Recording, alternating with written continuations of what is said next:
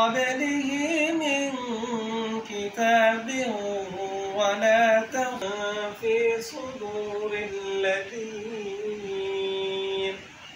في صدور صدق الله العظيم.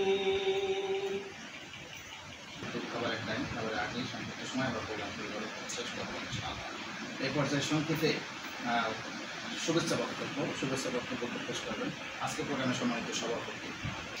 আমাদের জামায়াত ইসলামী আশুলিয়া থানা কর্তৃক আয়োজিত কেন্দ্রীয় কর্মসূচির অংশ হিসাবে জুলাই অভ্যুত্থান 2024 এখনও বিছনায় কাতরাচ্ছে। আল্লাহ যেন অতি শীঘ্রই তাদেরকে সুস্থতা দান করে। তাদের জন্য দোয়া অনুষ্ঠানে আজকের সম্মানিত প্রধান অতিথি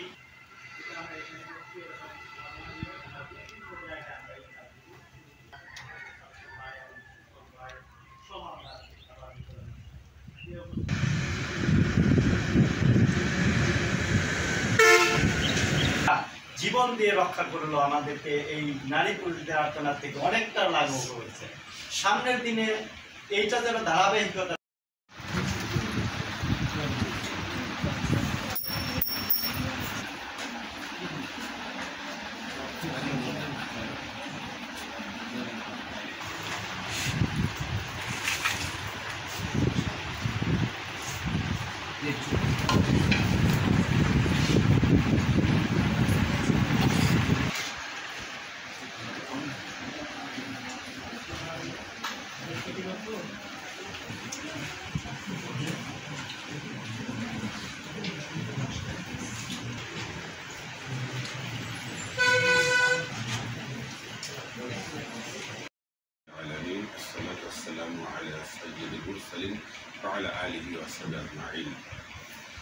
বাংলাদেশ জামায়াত ইসলামী আশুলিয়ার উদ্যোগে আজকের এই মাদ্রাসার ছাত্রদের সাথে এবং শিক্ষক মণ্ডলীর সাথে আমরা দোয়া অনুষ্ঠানের সম্মানিত সভাপতি আশুলিয়া থানা মুর্শিদ আহমদ, উপস্থিত পত্র প্রতিষ্ঠানের মুহতামিম শ্রদ্ধেয় হুজুর, উপস্থিত শিক্ষক মণ্ডলী, ছাত্র ভাইয়েরা, আল্লাহ রাব্বুল আলামিনের শুকরিয়া যারা মেহরবানিতে আমরা সালাতুল জোহরের পরেই এখানে আমরা মাদ্রাসায় বসে কিছু কথা বলার সুযোগ করে দিয়েছেন। আলহামদুলিল্লাহ, দরুদ এবং সালাম হযরত মুহাম্মদ সাল্লাল্লাহু আলাইহি ওয়াসাল্লাম করেই সেই কথা খুব সংক্ষেপে হুজুর দাওয়াতে যাবেন, এই জন্য আমরা আটকে রেখেছি। ওনার গুরুত্বপূর্ণ দাওয়াত হচ্ছে, আমি শুধু দু একটি কথাই বলবো। সম্মানিত ভাইরা, আমরা এখানে যারা উপস্থিত আছি, আমরা গত বছরের এই জুলাই মাসের এবং আগস্টের 5 তারিখ পর্যন্ত কি ঘটনা ঘটেছে আমরা ছোট ছেলেরা বাদে বাকি সকলে সাক্ষী। আমাদের চোখের সামনে ঘটনাগুলো ঘটেছে। আমাদের আশুলিয়া থানার সামনে 6 জন লাশকে, একটি জীবন্ত মানুষ আর 5 জন মৃত মানুষকে আগুনে পুড়ে মারা হয়েছে আশুলিয়া থানার সামনে। এখানে অনেক লোক নিহত হয়েছে, সাভারে নিহত হয়েছে, সারা দেশে নিহত হয়েছে, আহত হয়েছে। এটা কেন ছিল? এটা এই দেশের এই 16 বছরে আলেমুল আমাদের উপরে যে জুলুম তৎকালীন সরকার করেছিল, যে ফ্যাসিস্ট সরকার আলেমুল আমাদের উপরে বেশি জুলুম করেছিল।